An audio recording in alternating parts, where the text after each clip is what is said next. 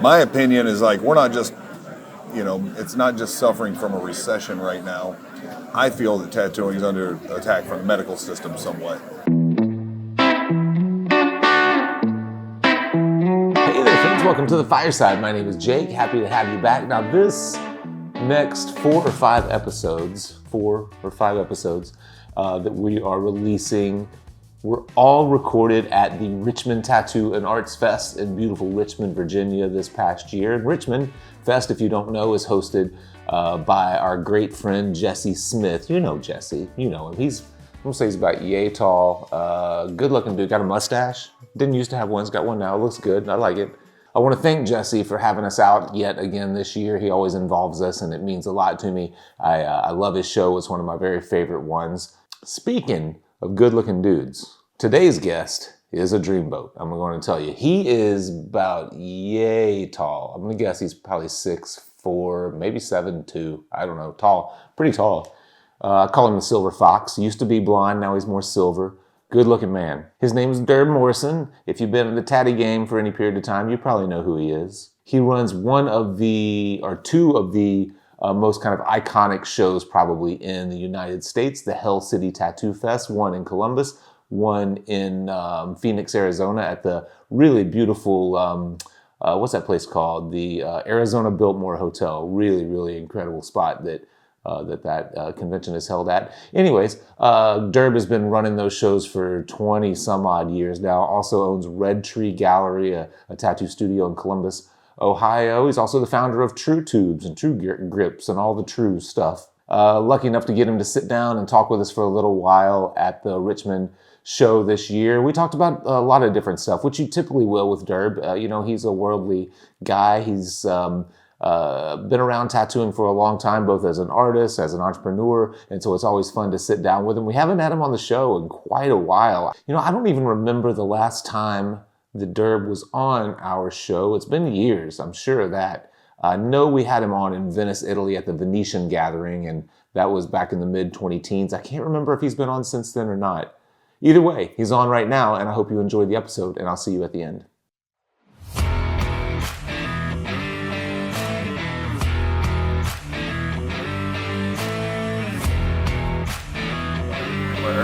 I think I said everything for outside. I was going around trying to do like rapid fire questions to people just to do. I did them at your show last time I was there. Why do tattooers hate the term tat gun so bad? Remember that? Yeah. That's one of the things I put out with the Tattoo with a Sign book. The first sign I put out was like, don't call a tattoo machine a gun. Yeah. And where did that idea come with, the tattoo from the sign? Tattoo with a sign, I'd seen other people in different industries doing it. You got like veteran with a sign, comedian with a sign, things like that. And I was like, nobody's really doing... Yeah. And there's a lot of messages that wanted to be said in tattooing that I think from a veteran status, I could say that some of the kids nowadays would get catch, some shit for. Right. So, no, it started taking off and I did the first few signs and they kind of went viral. And I started seeing people sharing them and lots of comments and stuff like that, which even today, like the comments on the Tattooer with a Sign page are just, there's 200 to 300 comments on some of those signs, and it's really good conversation. It's all positive. Yeah. So once I started seeing that getting traction, I was like, all right, this is a really good way of getting some messages out from a tattoo artist to the clients or to the industry and stuff like that as a whole. So this is taking off. We just come out with the first book. Oh, really? 100, yeah. So we got the first Tattoo with a Sign book. It's got 100 signs in it. Oh. And then I started getting tattoo artists that wanted me to do their I got something I want to say. That's what I was going to ask. Yeah, and they'd be like, Durb, will you do a sign for this? So not all the signs are mine. The majority of them are, but I also take messages from other people in the industry that have a good point that they want to make. I wondered about that as they've gone and gone. I was like, I wonder how many of them are yours and how many if you had like an intake kind of form or something. It's like, hey, shoot me your ideas. I'd say probably about 85% of them are mine. Yours. Yeah, just overall. And they're just funny things because, being a part of this industry for so long, I got like a comical kind of view of stuff. Yeah. I don't know, and I think things need to be said to, that people might not want to say or may be afraid to say. Yeah, or that only certain people can say. Yeah, or they don't want the criticism from other people. Me, I don't care. I'd rather say it than I think it's worse to not say something than to say it. You know. So once I started taking off, I just kept it going. You know, we're working on the second book now. There'll be another 100 signs, so I'm almost up to 200 signs now. Almost up to 200. Yeah, wow, it's crazy. It's crazy. Yeah, yeah. I saw it. It just kind of came out of nowhere, and then I see it constantly. That's super cool. Yeah, a lot of people share them too, so you'll see them just getting shared all around. And stuff too. Yeah. Well, I had a few things I wanted to hit on, but I'm kind of curious about what we were talking about walking over. So you were just showing a little clip of a video of, I don't know who it was from, but it was basically like some scare tactics put into the tattoo world from. Do you know who that particular one was? I don't know who that particular one was, but I've been seeing it quite a bit from different pages and different, news sites and stuff like that too. So yeah, like you walked up and I was literally trying to explain what I've been saying to people recently is like, you walked up when I was talking to my team and I was showing things on a phone. Right. And before we get to that, I'm going to say like, we've all noticed tattooing's, hit a little bit of a slow point. It could be because of exploitation, tons of tattooers nowadays, tons of shops. We might have hit that capacity point or whatever. The recession's part of it as well, definitely, because everybody's like, tattooing's a luxury. Let's be honest. To collect tattoos is a luxury. So at times during recessions, people hold back on the luxuries and keep with the necessities. My opinion is like we're not just, it's not just suffering from a recession right now. I feel that tattooing is under attack from the medical system somewhat. And like when you walked up, I was like, look at these ads. Like some of these ads are literally going like, and it's just known facts that tattooers have. Tattooing's contain heavy metals that can sit in your body, and it's like scare tactic works, but we all know that there can be heavy metals in the pigments and stuff like that. Tattoo ink, here's another one. Tattoo ink sits in the lymphatic system and can cause lymphatic cancer. Okay, we already knew that too. I've known that 25 years ago that tattoo ink can store in the lymph nodes. The one we just saw, tattoos cause cancer, and it's like all this, far out medical stuff. And to me, I think it's kind of like scaring the next generation of people wanting to get their first tattoo or to add on to more tattoos, So with that, like I said too, I was like, I kind of feel, especially with Macra and some of the pigment stuff going on right now and the control of, the aftercares and things like that, that there's a medical side that is attacking tattooing, and what better way to take over than to knock down something, Yeah. So I feel, me personally, I feel there's a mild attack going on from the medical system that's also affecting new clients, potential clients. And I think an important thing there is that, it's the new and the kind of the next generation of tattooing, because when we first started hearing about the EU stuff and the MOCRA and then the type of regulations, it's like... You start hearing it and you're like, what? And everyone that's been tattooing a long time or has been getting tattooed a long time are like, I've got a ton of first-hand results that show that none of this stuff is necessary. Isn't that true? Or else I would have experienced it at least once exactly. in my career. Yeah, some of us would have been seeing health issues from getting tattooed. I've never had a health issue from getting tattooed. I don't know anybody else that's truly had a serious health issue from getting tattooed, other than maybe it not healing up properly, like mild infection, but that can happen from a scratch on a playground. Yeah. You know what I'm saying? Yeah. So, I don't know. That's the way I feel. I feel like if we are seeing tattooing slowing down a little bit right now, which is only going to be temporary, it'll take back off. But I think it's a combination of all that. I think it's the recession. I think it's the attack from the medical industry. Yeah. I wonder also how much is it, we have like this kind of recency bias. And since COVID, there was a huge influx of cash. A lot of people had a lot of disposable income, were getting tattoos. Yeah. So it's probably not as much of a recession, maybe compared to 2016, 17. Yeah. But it is compared to 2021, 22. And tattooing was booming after COVID. Oh, yeah. After the lockdown, booming. Everybody was so busy. Everybody's ready to get their tattoos finished. The shops are busy. Yeah. And then recently, I think everybody's got their projects finished, obviously. But now we're facing what's, like a silent recession kind of going on. And things like tattooing and other luxuries kind of suffer from it a little bit, But I think it's up to our industry to keep pushing, keep it alive. The shows are a great way, and just got to push along in these moments. The art form of tattooing is so old. damn near as old as cave paintings, literally, and it's going to be here forever. Yeah. You know, whether it's busy or not, tattooing's going nowhere. Yeah.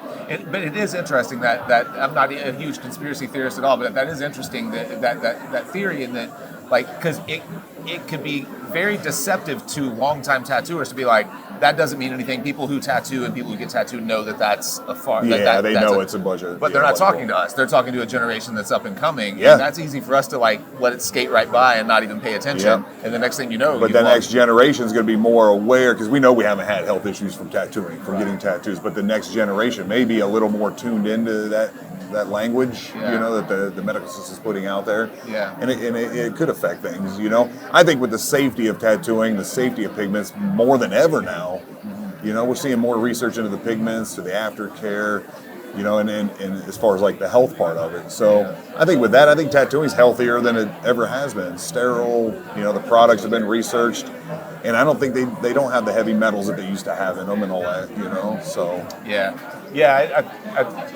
there's no doubt that it's safer now. well, a lot of it was like red reaction. You don't see many red reactions nowadays because there's not as much cadmium and nickel in the red, you know, and those pigments. Yeah, definitely. Yeah. I wonder along those lines, with like you're talking about, you know, larger industries coming in and having an impact. And of course, we're seeing it. It's funny; it's becoming a theme. Even we've only done a few podcasts at this show, but it's becoming a theme.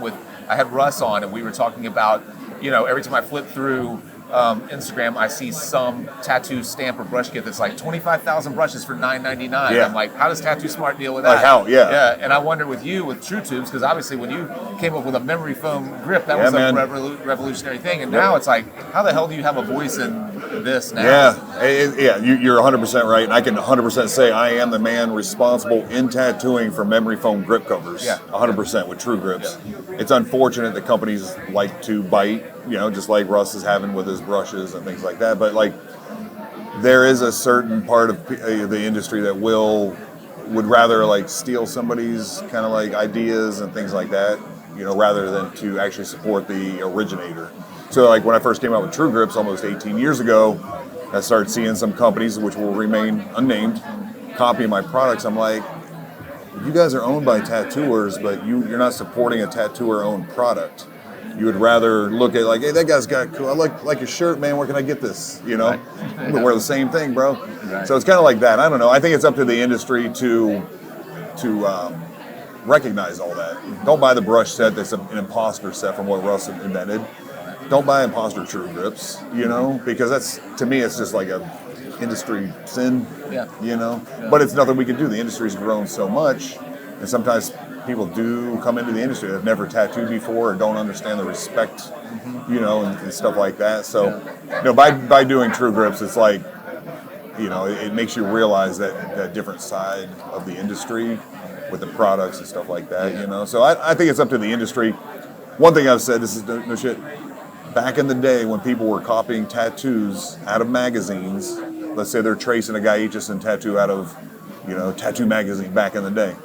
Then they switch it just a little bit, and then they resubmit that tattoo to the magazines, and you literally see an original like Aitchison tattoo that somebody else has copied, and magazine printed it. Now people think that dude's the originator of that. So it's kind of like that. It gets diluted. Like, all right, who was the inventor, you know, of that? You know, but I think it's up to the industry. Like that was considered a sin. We started. You don't support artists that copy people's tattoos, resubmit them, and try to take the glory. It's up to the industry to recognize, don't support companies that are ripping off other products, you know, just like the artist's artwork. You know, support the originators, the inventors, things like that. I think in the information age, it's really tough to keep up with. Like, you know, when you had a handful of tattoo magazines and someone like did a bite on Guy like that, everyone might have recognized that and immediately called them out on it, and that kind of curbs it. Now with like, so for example, with us, there was a few years ago, some Russian company opened a YouTube, started downloading our videos, re-uploading the same videos and monetizing like that, them. dude. And it's like, but that's what I'm talking about. I didn't even know it was happening because there's so much happening. Until somebody let you know. Until someone let me know, and I'm like, well, shit, dude, that's kind of messed up. Yeah. Like, I had so many people, like, when people first start ripping off True Grips, they send me links and like, you see this? And I was like, really? Like, I know that guy. Why didn't he come? Like, hey, Durb, we'd love to carry your product. Thank you for inventing something. But everybody wants what everybody else has, type of thing. You know, and that's it's pathetic, but that's just the way it goes, man. You realize that after it starts happening to you, you're like, Can't stop. You couldn't stop that company from uploading it. No. And by the time you realize that somebody else is probably letting you know, somebody else probably sent you a link like, "Do you see this?" Right, exactly. You know? You can file a complaint, but they still like generated a bunch of ad revenue or whatever off of the content they didn't create. You know, and when it happens, like it's such a clip where it's like there's so much information passing at any given second that it's like, man, who knows how much of that you might miss. And that's when the industry or parts of the industry are getting exploited. You know, there's so many people in this industry now. Some of them have good intention. Some of them just trying to look cool and copy people's, like videos and products and stuff like that. So I think it's up to the industry to continue to like have a voice with all that and recognize like who's doing it, why they're doing it, and then just support the originators. You've been doing Fireside for how long now? 12, 13 years. Yeah, exactly. So you're one of like the first older tattoo podcasts. I was gonna say, you're probably one of the oldest podcasts out there, still going on consistently. Gabe started Off the Map Live, which wasn't much of a podcast. It wasn't really a podcast. It was a live thing. The same month that we started Fireside, completely unknowingly started. But those were the first two. There was one. There was a tattoo mentor, Keith Carmelo or something. Keith Caramello. Caramello. Yeah, he was earlier, but it was an audio only, and he was a couple years earlier, but had kind of stopped doing it. Yeah. Anyway, so I guess we weren't the first, but we were the first video podcast, first active exactly. That's the one thing I actually was talking to Russ about this yesterday with the biting of stuff. My business coach always has a thing where he's like, you can take a couple of different approaches to this. You can fight everyone that's or you can like say, well, it takes a lot of energy to do that. It takes a lot of energy. It's like they can copy the last thing, but they can't copy the next thing. Exactly. It's always moving forward. And that's so true, man. Is like you can ponder on what's been done, or you can move forward. And like, so for example, when True Grips, the first True Grip ended up getting ripped off, somebody, going to remain unnamed, ripped off True Grip 2. So I came out with another one. It was like, all right, cool, follow the leader, that type of thing, Yeah. Came with True Grip 2, and I just kept going. So now we're getting ready to release True Grip 6 here in 2025. But like you said, just stay ahead of the game. Like you're doing what I was already doing. Yeah. And kind of doing that. And that's what I've done with a lot of my career too. Is like I've invented a lot of stuff. I've been very innovative, even with my conventions and stuff. I think like Hell City is one of those shows that other convention promoters have definitely looked at as an example and things to add or ways to better shows. And, at the end of the day, really, when I'm 6 feet under or ashes, whatever the hell, like I just want it to resonate of like things that I did that actually changed the industry somewhat, whether it's inventing products or putting on a good tattoo convention with a different flavor and that can be passed on to better tattooing. At the end of the day, it's about bettering tattooing. And that's a body of work. It's not a product or a thing. Exactly. So I can sit and be all grumpy old guy and be like, oh, my True Grips. But no, it's just like, keep going, bro. Keep doing something different. Speaking of Hell City, it's funny. I don't know if you know, but this is my third year co-promoting the Paradise Gathering with Gabe. Yeah, which is a great show. It's great. Yeah, great show. But Gabe's a great guy. I'm completely new to it. Third year. I've followed Gabe's lead. He has a lot of experience. Here we are a week out, and we're still scrambling with crazy shit. He has so many processes in place. There's still crazy shit happening like crazy. And I'm thinking, man, if it were like 10 times the size and I was doing 2 a year, what would that be? It's crazy. It's absolutely, people don't realize it. I couldn't do it, honestly, with how big Hell City's gotten. Like I kind of, personally had a hold on everything at the beginning and organizing everything and designing everything. Once it gets so big, you have to delegate and things like that, So Hell City is an incredible amount of work. It's funny because I helped Gabe organize some of the very first Paradise gatherings. He's told me. And I like that flavor. It's a very smaller, intimate show. With Hell City, I'd be like, yes! It would be a lot easier than, like the big, massive conventions and things like that. I think the industry needs both, though. I think you need the intimate shows, you need the mid-size, you need some of the bigger shows, So, with Hell City, it's a lot of work. We usually take just about a month off after each Hell City, and then we get right back to work. Not between Ohio, after Phoenix is done, is when we go, okay, take a month, start organizing next year's shows and things like that. But it literally, from the time we start organizing it, it's nonstop till it goes on. So it takes about 10, 11 months. Is one of those shows easier to put on than the other? I mean, Ohio is significantly larger. Ohio's the larger show, and I think it's a little harder on us to set up. There's multiple levels. Some of the load-in dock is a lot more difficult for the crew to like move everything. Phoenix to me is it's one ballroom with a hallway out front, so everything's on one level, and the loading dock is like right by our main stage. So to me, that one's That one's the easier one to do. Logistically, it's easier to put together. Yeah. But the Ohio one's like the OG. Right. You know, it's been going on 22, now it'll be 23 years coming up. Yeah. So, and the Ohio one's like the coveted one that I think a lot of people grew up with. You know, like we raised a few generations with Hell City, actually multiple generations. I look at generations of tattooing not as in increments of 10. From what I've noticed, 8 years, there's a flip in artists. About every 8 years, you'll see a change, not a change in the whole industry, but you'll see a distinctive change in the artists and who's tattooing at the shows. Yeah. And around like the 8-year mark. That's just been my experience with like putting on the shows for so long now. Yeah. You know, so I don't know. It's been an interesting ride, you know, seeing and meeting all the people that have come through and stuff like that. I wouldn't change a thing, man. It's been amazing. Yeah, I bet. I mean, I'd say, it's one of my favorite shows by far. I wonder, like, because you kind of have your pick of there are a lot of applicants and a lot of people that want to tattoo there. You know, nowadays, you seem to still be reaching out and grab, like, you have Paul Booth, I think this past year. Paul's been coming out, yep. So, like, is it important to you to grab some of those guys and try to, like, get a few of them in? Or are you happy to let the generations roll? Yeah, I mean, I do embrace the new generation coming up, definitely, you know, and I think you're stupid not to. There's a lot of really good talent out there. But me being one of the veterans or becoming one of the old dudes, you know, no, I still like to have the generations like Paul and Guy and, you know, different artists that are from like way back then, you know, coming, because they're the roots of what's going on now. They're the living roots of what's, you know, going on now, whether you're doing black, gray, or color, or organic, or any of that stuff, you know. So, we got Paul out this year. And I got Paul out to Phoenix, which he said he'll never go just from like the heat and stuff like that. So we make sure we take care of Paul though when he's there, you know, because it's a very special thing to have him at the shows. And I think for the crowd, not just me as a promoter, but for like the crowd too. Absolutely. I got lucky. The first time that we podcasted was in Venice, and I caught Paul and had him on the show that same time, and it's still one of the memorable experiences of Fireside. You know? Yeah, because we had Paul over there and everything. Yeah, that was a good show. I think it's the first time I did. Sat with you. With Fireside. That was a lot of fun. And I guess we're gonna try to go. I guess Alex is doing a much bigger one this year. I kind of wish it was in like a palace again. But it's gonna be the icons and prodigies that he's doing. It's got like a rock star lineup. Yeah, dude, it's gonna be pretty insane. Yeah, a lot of different awards and things like that too. No, Alex was, when we did the Venetian gathering, it was me, Alex DePasse, and Gabe Ripley, and they were a phenomenal team to work with. I didn't realize the icons and prodigies things was going on. He was organizing it. I just literally like 3-4 weeks ago I was in Venice, Italy. And and I ended up like hooking up with Alex and Stefania. We hung out, and that's where he's like making me aware of what's going on with that show. And it sounds like it's going to be a real kind of like something different. And I think that's what people are looking for now is something a little bit different. And that's going to be like it's going to be icons and prodigies. That's going to be exciting. When Gabe first made me aware of it, I guess he's involved in some way. So I was like, hey, I'll come podcast at least.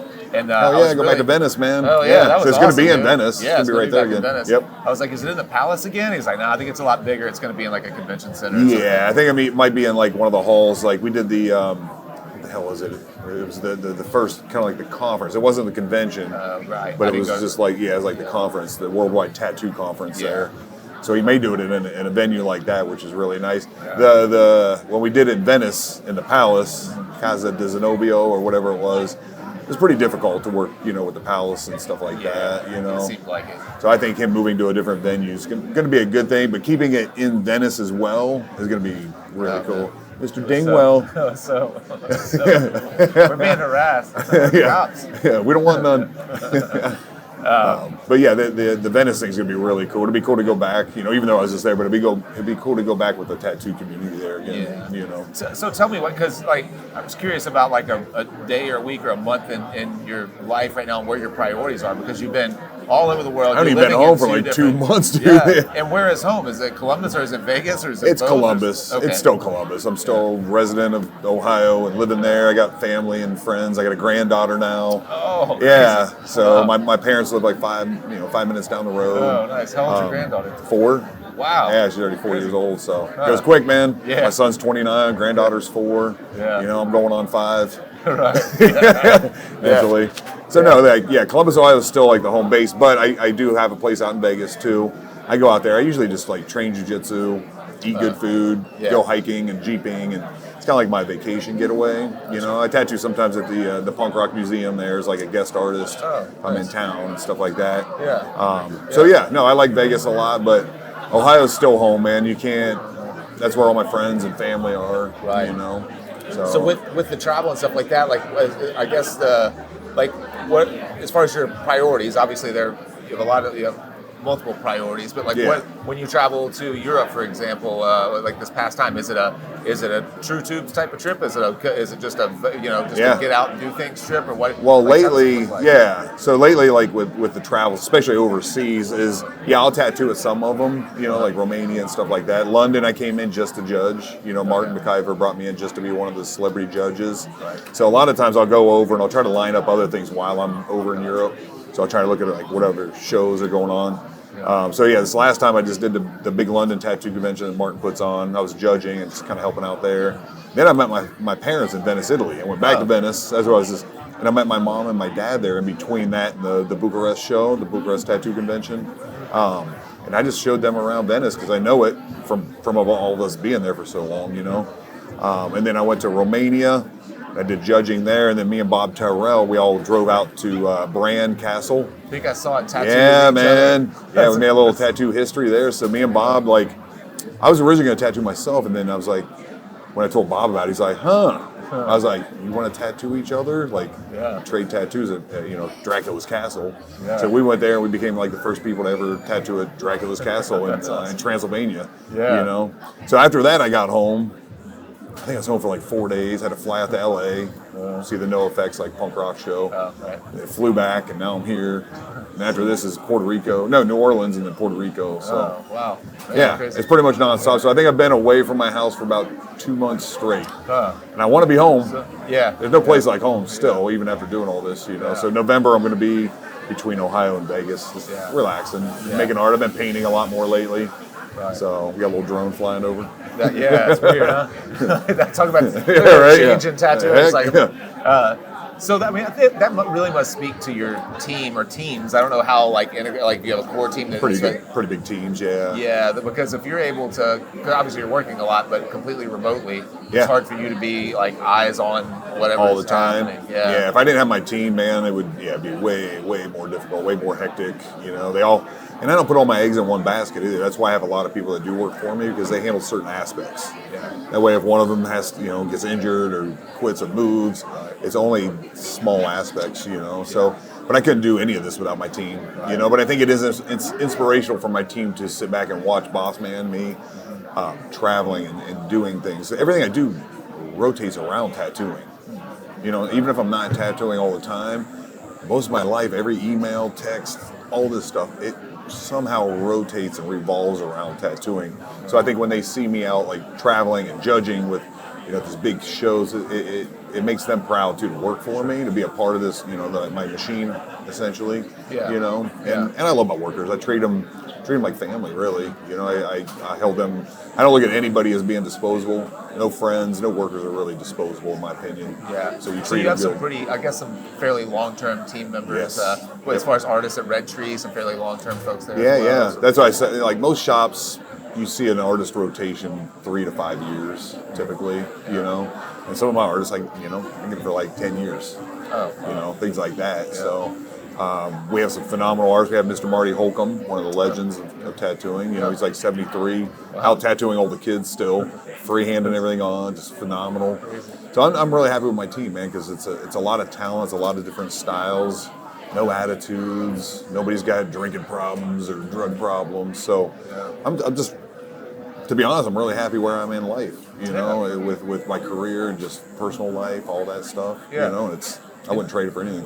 Jiu-jitsu seems like it's become a really big part of it. Yeah, as much as it injures me. Yeah, right. But no, I grew up doing, some martial arts and wrestling and stuff like that. I got into jiu-jitsu when I was 41. And I see a lot of tattooers nowadays getting into jiu-jitsu because you're not like punching, so you're not going to hurt your money makers half the time unless somebody wrist locks you.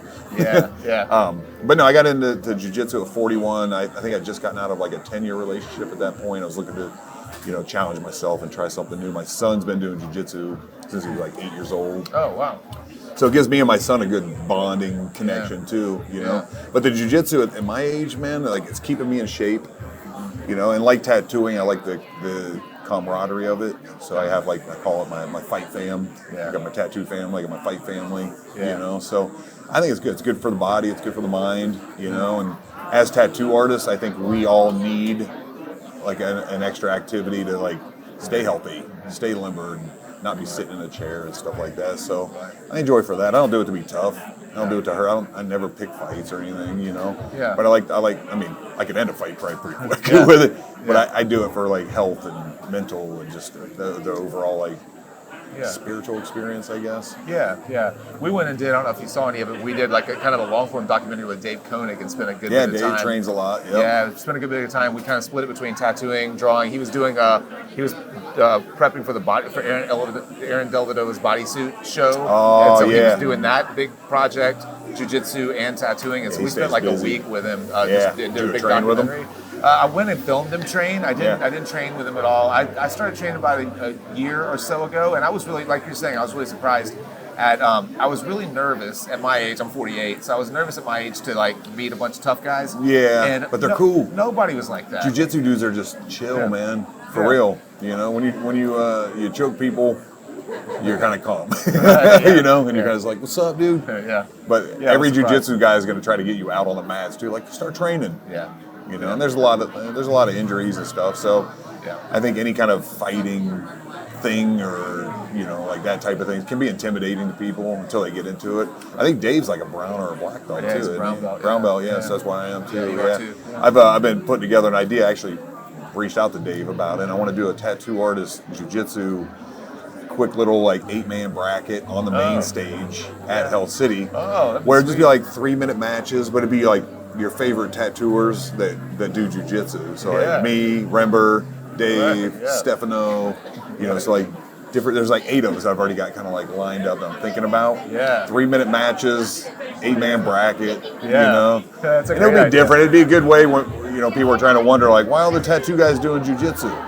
Even though they might not understand what's going on, like on the ground, but I think it's a fun way to show something that we're all kind of like into as well, or getting into, you know. It's funny, but Baxter and I are both big basketball, big NBA fans. Yeah, he is. Basketball. So we've always talked about, we've played basketball, the two of us, a lot, a few times over the years, and we've talked about starting like a secondary podcast. It's like tattooers on basketball, so we're like live calling the NBA G League games, like, hey, go to our YouTube channel, we're going to be live streaming the Lakers-Clippers game, you know, whatever. And tattooers sitting and watching. We've never done it, but we've talked about and it that's for cool, years. man, you know. And like I said, you got to have something outside of tattooing a little bit, like another interest, you know. And I tell people that to break the mold of consistent, you know, like consistently tattooing is to have something like that. Even if it's offbeat from tattooing, it doesn't matter, you know. Tattooing's still in your heart. You're going to do it when you're done doing your, you know, your basketball show. I'm going to go back to tattooing stuff when I'm done doing jiu-jitsu. You know. Strengthens the kind of bond as well, you know, something just outside of drawing pictures. No, for real. I agree. Well, sweet, man. I really enjoyed it. I'm glad it took so long to catch back up. So you're headed from here to New Orleans, then to... from here I go to New Orleans at the end of this month. I'm just down there till November 2nd, and then I'm back out to Vegas November 4th. And then back. And you said, are you going to Puerto Rico for... Puerto Rico's going to be in December. Okay. So I got most of November to like kind of focus on myself too, man. Like when you're traveling so much, it's tough to stay healthy. It is. It's hard to stay in your workout routine. It's hard to stay in your diet. You know, I was supposed to fight last weekend at ultra heavyweight. I'm never ultra heavyweight, bro. But when you go to Venice, Italy, you know, and you're off your normal like. So I put on like 10, 12 pounds. And I was going to fight up a weight class, you know. But it's hard. I call it you're in survival mode when you're traveling. At the shows, it's whatever food is there, whatever sleep you can get, you know, things like that. Just trying to stay hydrated. So I'm usually as good as I am and as healthy as I usually am. When I do shows and I'm traveling, I'm not as good as I could be. It's tough. We had a hard time when we first started doing this and traveling and setting up and podcasting. I treated every trip like a vacation. Like we're getting bottles of whiskey and beer and hanging out, eating shit, and like it didn't take. Was long. that at the beginning of you doing the shows and that is some of the Yeah. perception you have? I think when you first you're like party, you think you got to get wild and crazy, you know. So I think that's everybody's kind of story at the beginning of doing shows, and then you quickly learn like I can't do this shit forever. You know? No, not at all. So then you're like in bed by 1. Drinking water, you know, like shit like that. But it's important, man. You know. No doubt. Stay healthy. Eventually you have to. You're tattooing into your late 40s and early 50s and stuff. There's just no way around it. That's why I teach that seminar too, the longevity of the artist. To talk Yeah. about health issues, because I think it should be taught in all apprenticeships nowadays. It's like the health aspect of a tattooer. Right. Because it can be a very unhealthy career too. It's being very stagnant, sitting in your back. I got major back issues. Yeah. So yeah, survival mode with these conventions, man. You got to take care of yourself. Hey, thanks again for watching. Thanks to Durb for taking the time. Thank you to Jesse Smith and the Richmond Tattoo and Arts Fest for having us out. It was a lot of fun. Who else do I want to thank? Oh, the Inside Fireside Tattoo Club. I'd love to thank the Inside Fireside Tattoo Club for being my friends, for drawing pictures with me, for hanging out, doing tattoo stuff with me all the time. If you would like to be in the Inside Fireside Tattoo Club, you can be. It's pretty straightforward. I'll drop you a link and I'll show you exactly how to do it. In fact, the link is probably right here, or there.